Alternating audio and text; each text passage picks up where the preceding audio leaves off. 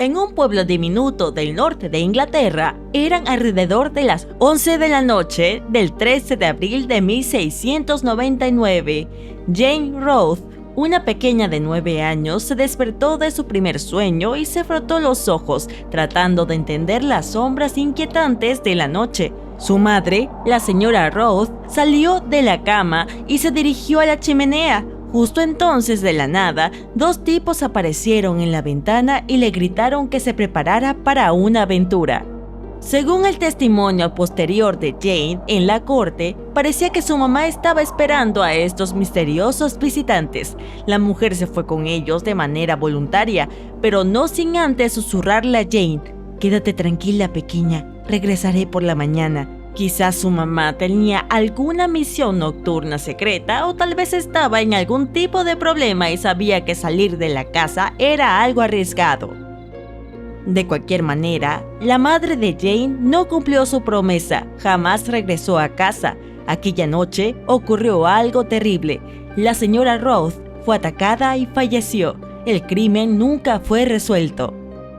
Avanzamos casi 300 años hasta principios de la década de los 90. Un entusiasta de la historia, Roger E. Kirch, entró en la Oficina de Registros Públicos de Londres.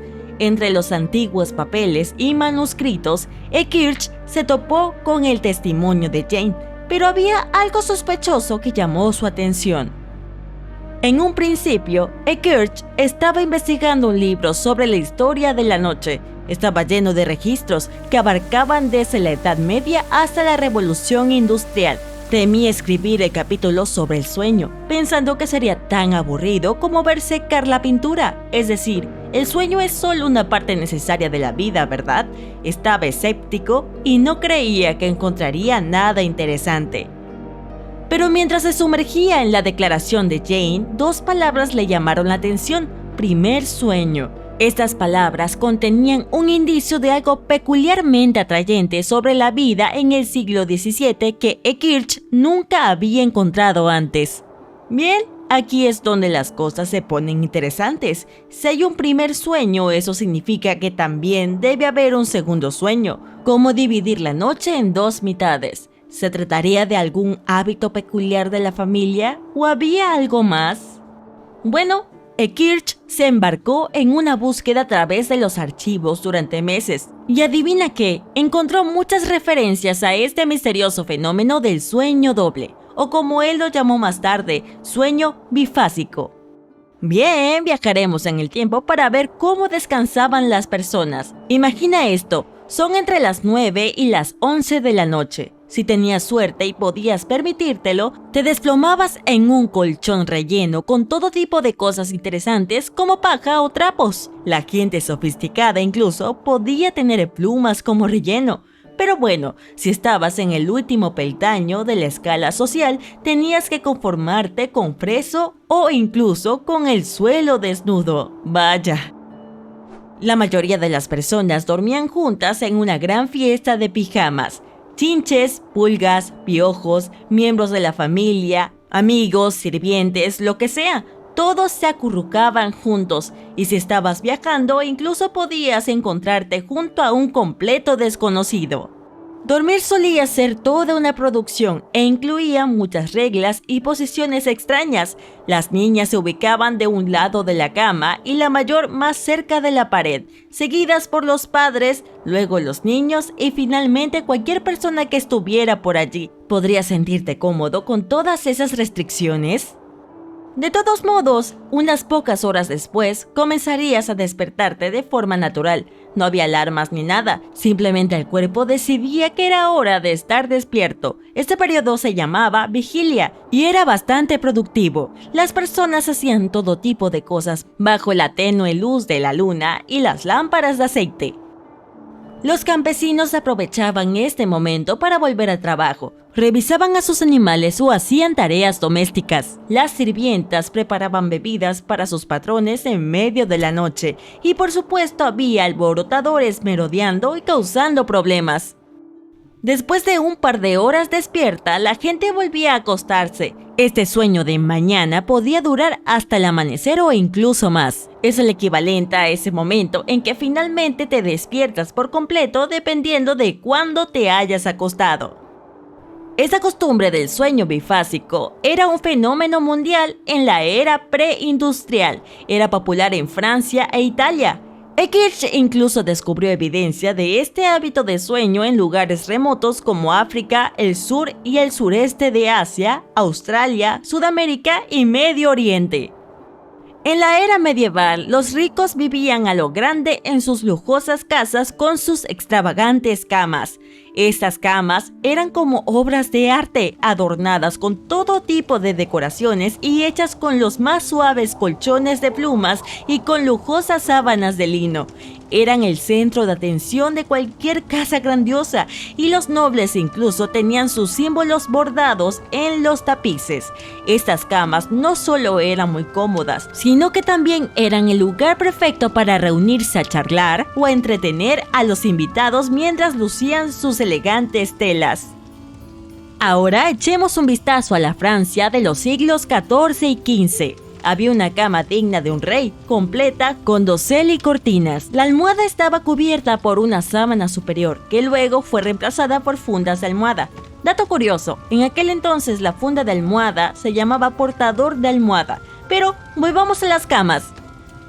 En aquellos días no tenían 4 postes en cada esquina como vemos en las películas. En cambio, tenían colgaduras drapeadas desde un marco suspendido de las vigas del techo. A veces incluso había una cabecera alta y un dosel elegante. El propio armazón de la cama tenía una estructura separada, rodeada de mucha opulencia.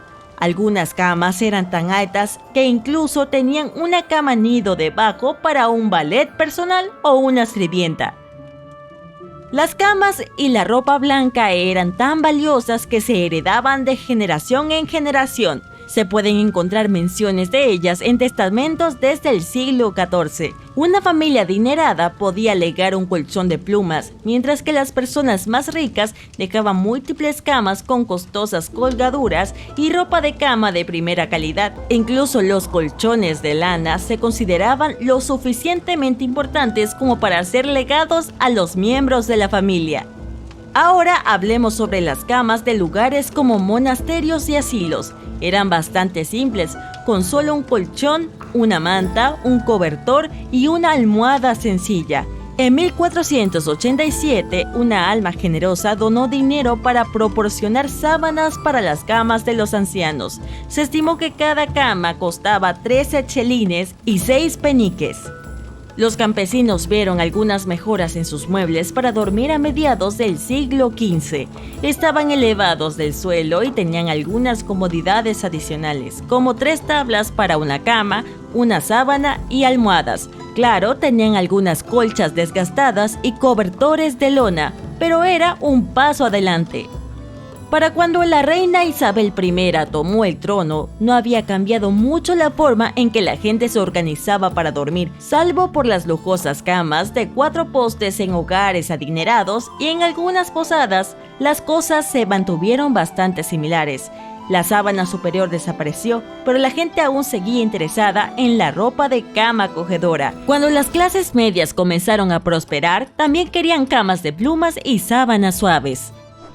De hecho, alrededor de 1580, un clérigo llamado William Harrison se quejó de la obsesión de las generaciones más jóvenes por las plumas y las almohadas. En su época, si un hombre podía permitirse un colchón y un saco de paja para descansar su cabeza después de 7 años de matrimonio, se consideraba tan afortunado como un señor. Las almohadas eran solo para las mujeres enfermas y los sirvientes tenían suerte si tenían una sábana para cubrirse y mantener la paja alejada de su resistente piel. Por cierto, en la era Tudor, que también fue en parte medieval, la gente tenía una rutina de sueño similar. Dividían su sueño en 2 partes, pero sus posiciones para dormir eran extravagantes comparadas con las que adoptamos hoy. Dormir boca arriba estaba prohibido porque se asociaba con el fallecimiento. Entonces, en su lugar, la gente solía dormir en una posición semi-vertical. ¡Oh, cómo han cambiado los tiempos! Ahora no podemos ni imaginar dormir sin nuestras cómodas camas, unas almohadas esponjosas y con las sábanas más suaves. Pero siempre es fascinante mirar hacia atrás y analizar las costumbres de la gente en los tiempos antiguos.